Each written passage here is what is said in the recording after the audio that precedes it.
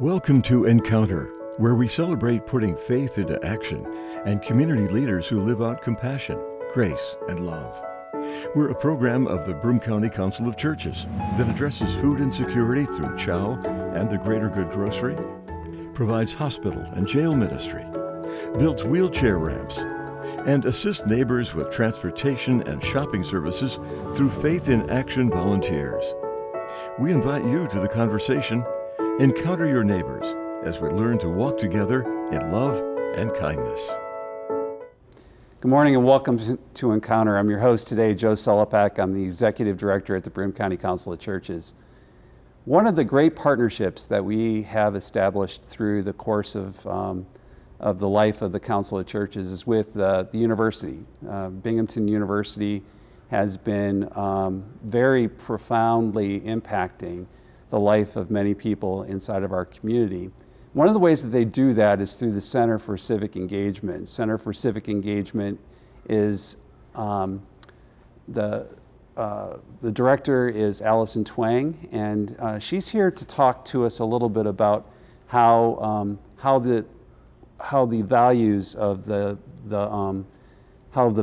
university and the values of civic engagement kind of come together in helping us create a Broome County that's better for all of its citizens and for all the people that live here. So Alison, welcome to Encounter. Yeah, I'm really happy to be here. It means a lot that you invited me on. Well, it's always good to have somebody from the university on to talk about, things that are going on at the university especially, but Center for Civic Engagement is close to my heart because at one point in time, I was on the first advisory committee for when they started launching the whole Center for Civic Engagement, and that was something that I put a lot of time into, and so it's good to have the new director on. So how does one become the director of the Center for Civic Engagement? How did you be, and what is it that fueled that for you?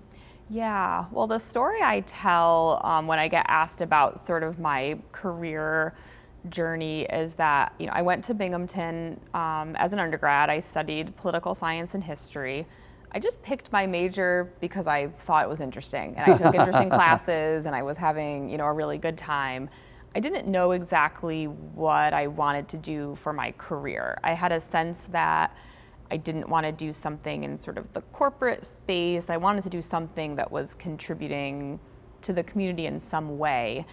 But I didn't really want to be a teacher or social worker. I didn't think that was really my skill set. And towards the end of my senior year, I learned about the Master of Public Administration program, which felt like a really good fit. So I did my MPA at Binghamton. When I was doing my graduate work, I had an opportunity to be a graduate assistant at the Center for Civic Engagement, and we were quite young at that time. We were a couple years old, so the office was still forming and, sort of figuring out the sort of programming that we would do on campus and with the community. So that was a really wonderful opportunity to be involved.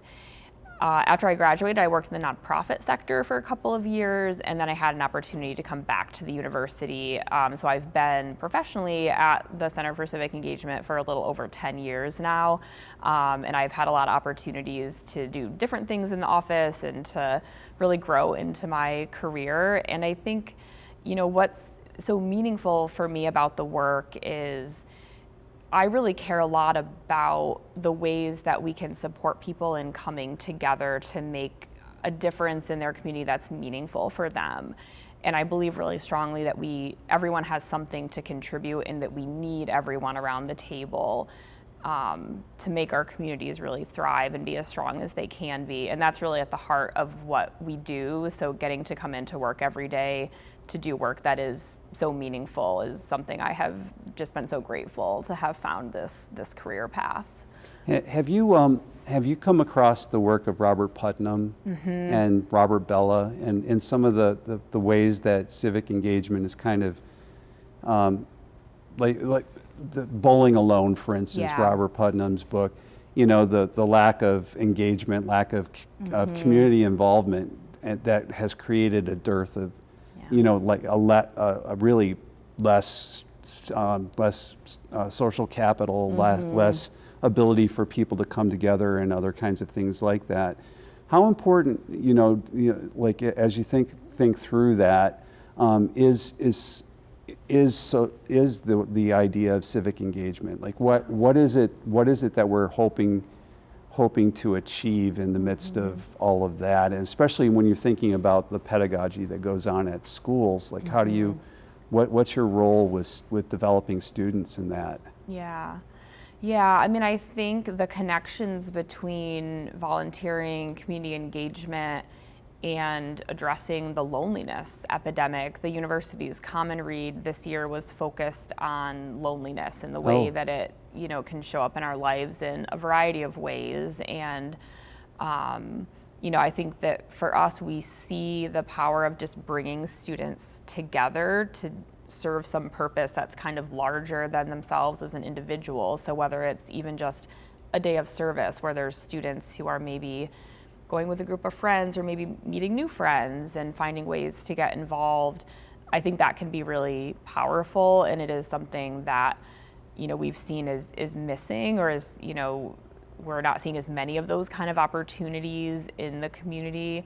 And I was just actually talking with my students when I teach a first year experience class called Make Binghamton Your Home, and it's all about getting students connected and learning more about the local area. And we were discussing the Common Read, about loneliness, and I had brought up, Robert Putnam's work in Bowling Alone, and the students weren't familiar with the work, but we had a really interesting conversation around the impact of social media and technology, and I can see that our students are hungry for that kind of connection. You would think that, given the fact that we have social media, we have all these tribal identities, or whatever you want to call it, there's all sorts of connection points that people have, but yet they feel more isolated and more alone. How do you like when you're thinking that through, especially as a through the lens of civic engagement, how do you kind of reconcile that? Yeah, I mean, I think some of the other work that we do in our office, we have a big focus on getting students and faculty in the university as a whole connected with the community, but we also do a lot of work around student civic development, so helping them develop skills that they need to contribute to democracy in ways that matter to them.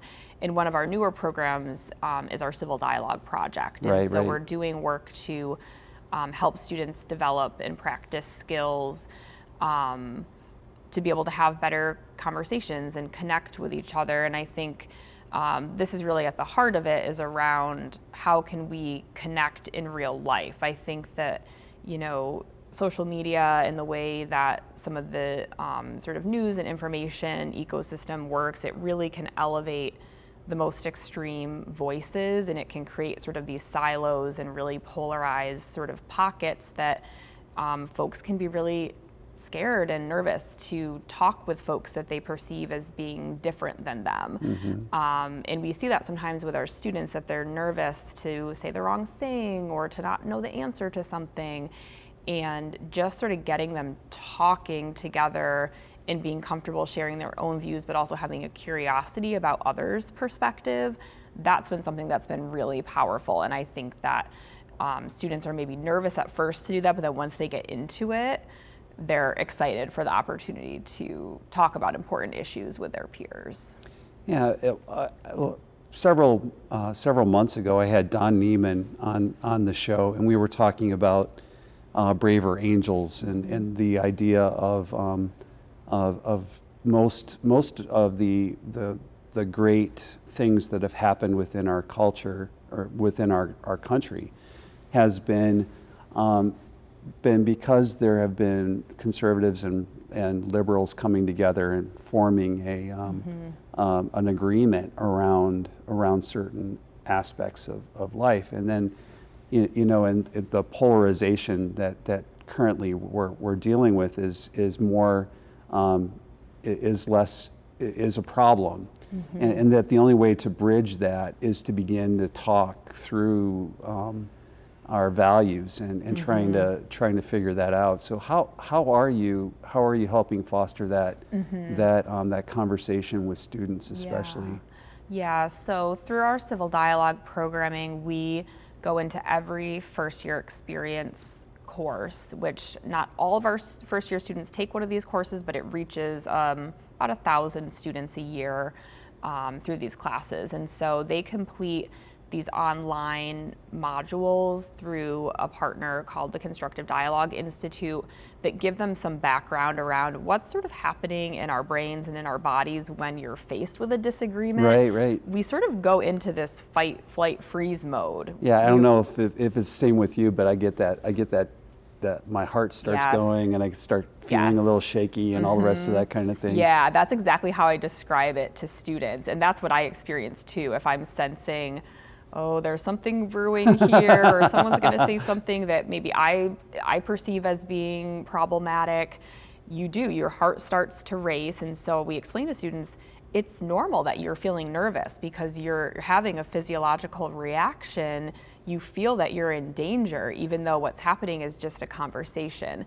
So giving them that understanding and then working on what are some of the skills that can help you, that you can practice and kind of build that muscle memory to overcome it. So the main thing that we focus on is the idea of curiosity and asking curious questions.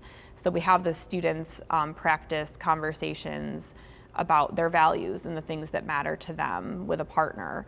And instead of focusing the conversation on sort of a back and forth, to really focus on asking someone questions to better understand where they're coming from. And so I'll say to students, there's nothing worse than when you're in a conversation and you can tell that the other person is just waiting for what they're gonna say and respond.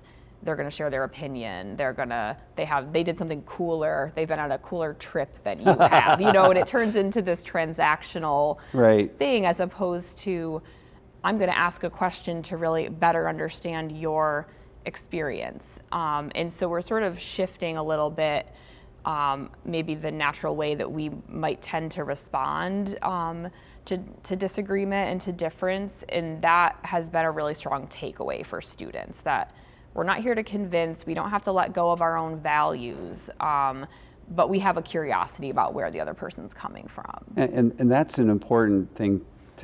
If you're going to be respecting another individual and giving them the dignity and the ability for them to answer their own question, instead of it being like I'm coming at you, I'm thinking that you're an intelligent woman, you're going to vote X, Y, and Z. I've got your life figured out for you, right? Yeah.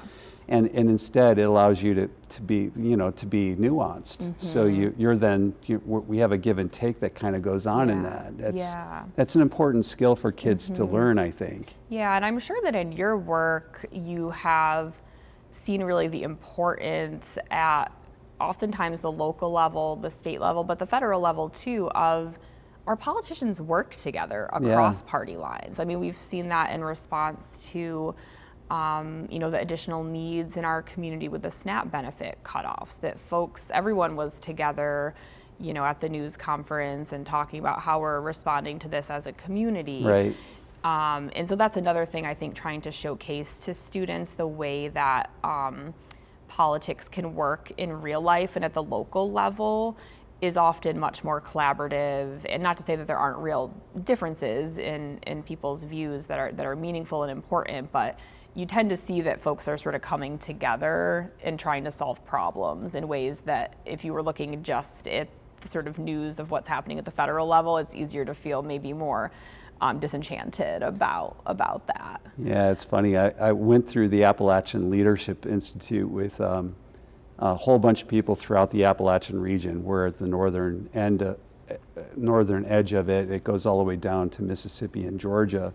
And I was there with a guy who was at the time a staff person for one of the very conservative Mississippi senators, and so federal senator. And so we were talking about things, and he said, well, that they may show up on TV looking like they're polarized, but their kids go to the same daycare. They have they have similar social arrangements. They eat lunch together. There's all these other things that kind of go on behind the scenes. But then when they come out on the media, they always look like they're polarized against each other. And so but you know, it would be great if we could see the picture of Ted Cruz maybe having lunch with somebody from the Senate that was on the opposite side of the agenda, and then for us to realize that they have a lot more in common than anything.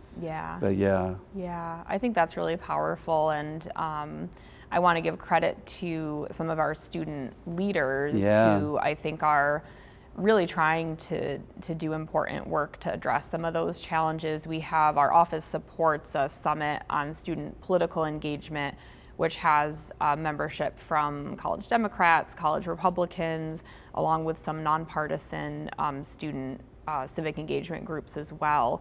And they have a signature event that we've done for the last few years called the Great Debate. And so college Dems and college Republicans come together usually the night before Election Day, and they debate important issues that are happening, you know, at the local, state, federal level.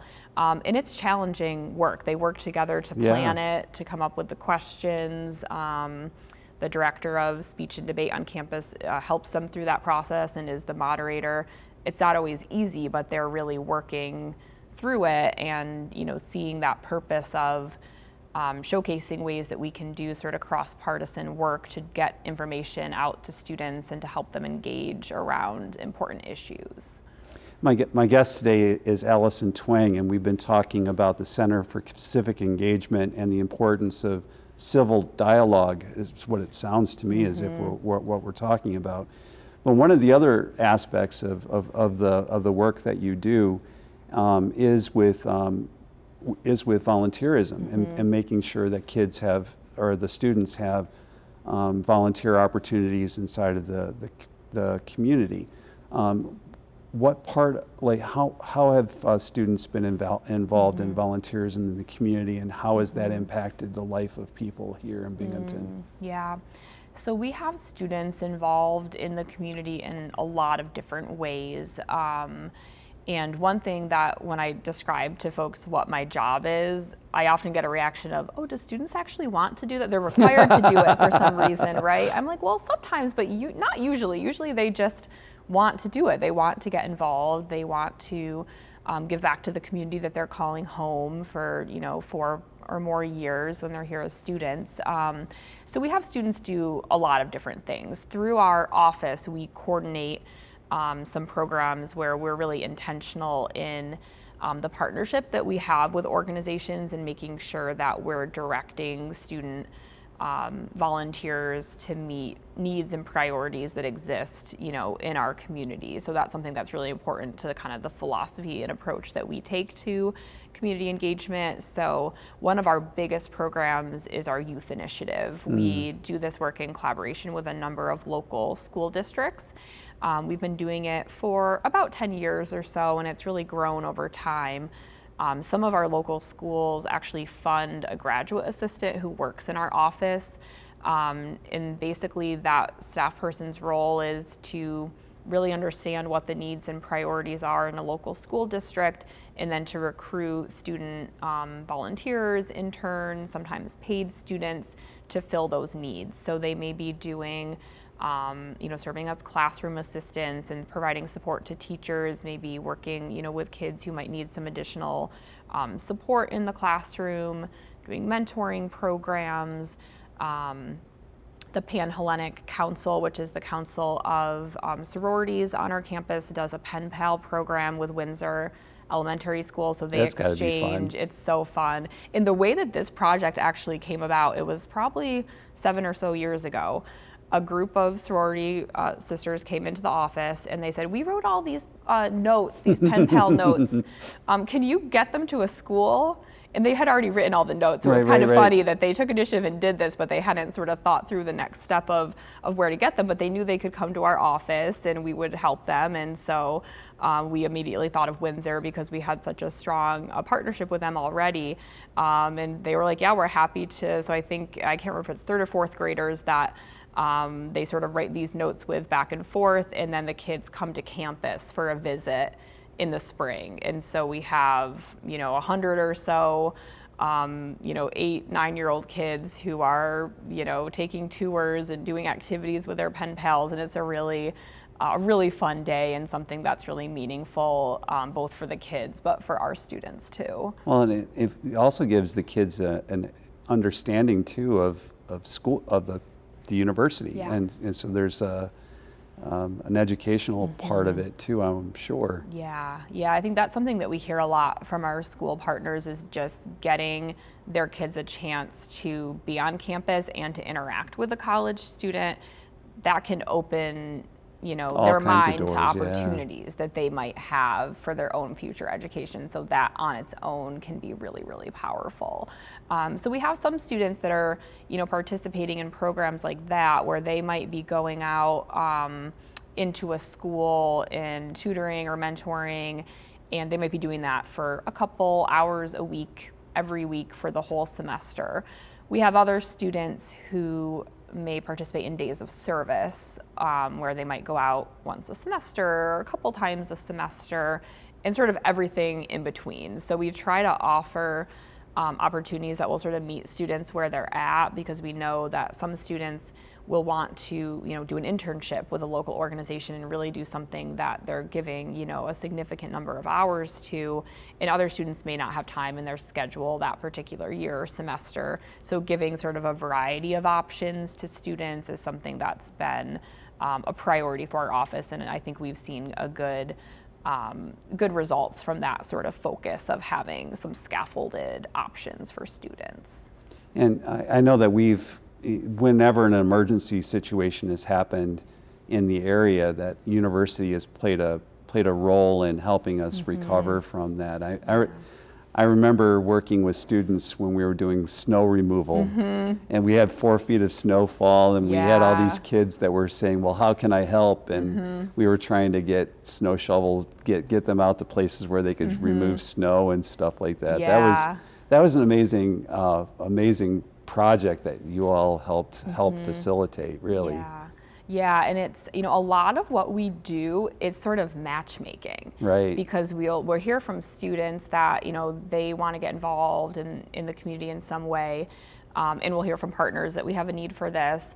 It doesn't always happen really easily that those two groups can find each other. So a lot of what we're doing is sort of matching up. Okay, we know these students are interested and we think they have this kind of focus area that they want to do, and then we hear from partners. But it has been, I think, really important for us that when there are, needs that come up, sort of critical things, kind of emergencies that happen, that we're able to channel some of the resources of the university to address that. So yeah, our office was full of shovels several years ago, and I had told you before we started that right now our office is full of canned goods, because we are this afternoon assembling 500 meal kits that will be distributed, some to the campus food pantry, but most of them through Chow to distribute through your pantry network. And we're doing this in response to New York State's efforts to respond to the SNAP benefit cutoff. And so really kind of hearing from our partners around, we do have some needs maybe for some additional volunteers, so we're helping to connect with some of those resources, but also really we need food. We need to get food out to people. So we are fortunate that we're able to, pull together some resources to, purchase food that we can then put together. So there'll be meal kits that will have, shelf-stable ingredients that will be everything that people need to put together a meal, and they'll have a little recipe card in there. That's pretty cool. And they're things that I think will be good tasting and hopefully, right, hearty meals for folks. Now, in our final minutes together, as you're thinking through what's the future, what's coming up on the horizon for the Center for Civic Engagement? Yeah, another area of focus that we haven't touched on yet is that we do this work with students who are sometimes volunteering just on their own time, but we also work with faculty around how do you integrate this work into your teaching and into your research. So we have courses that are designated as community engaged learning. So students are getting to have these meaningful community experiences and they're connected to their learning in the course. And so that's an area we've seen a lot of growth in. We have over 100 of these courses that are tagged as community engaged learning every year, over 2,000 students a year that are enrolled in these classes. And we're really looking to build out more of those kind of opportunities so that we're really integrating the educational mission of the institution with our commitment to community engagement. And as folks probably know, we have a new president, Ann DeLeva, who started just in the last couple of weeks. And I know that she has a really strong commitment to community engagement as well. So we're looking forward to being able to work with her and her leadership to really build out even a stronger focus on this work and more resources to support our students, our faculty, and our community. And what is the relationship between the internships that kids do or that students do and your office? Is there another office that deals with internships? Yeah. And so that would be, but then there are students that are just looking for a volunteer opportunity, and for that they come to you then, right? Yeah, so our Fleischman Career Center is the main office that works on student internships. There are also some internships that are department-based, so like human development students have to do an internship, public administration students have to do an internship. So those are often managed, by their academic department. We work really closely, especially with the Fleischman Center, to create sort of streamlined processes so that if students are looking for internships that are with a nonprofit or with a school, we can be a resource to help them find those. And same for community partners. If, often we'll hear from organizations, they don't necessarily know that they're looking for an intern or a volunteer. They just know, I need someone who can do X. And so we can sort of help talk through, is that a volunteer? Is that an intern? Maybe that's a course-based project. And so I think we have really strong relationships with folks across campus, because what we don't want to happen is that community partners don't know where to go, or they get sort of bounced around from person to person. That's never a good feeling. So we, again, try to do some of that matchmaking so that we can give someone an answer and really help connect them to what they need. So if there was a church in the area that had an after-school program, or they had something dealing with hunger or any number of things, they would come to your office and ask you for volunteers then. Yeah, that's a great starting point for most organizations. They can come to us and then we'll talk through what they need, and we can help them recruit volunteers or recruit interns if that's what they think is going to be the better fit for them. Well, Alison, it's been a pleasure having you on Encounter. And I want to thank you for the work that Center for Civic Engagement does. It's a profound work of trying to bring civil dialogue as well as volunteer programs into the community. And for all of you, I hope that you would learn a little bit about how purple life is, and that you would also find opportunities to be kind and generous to each other. Have a great day.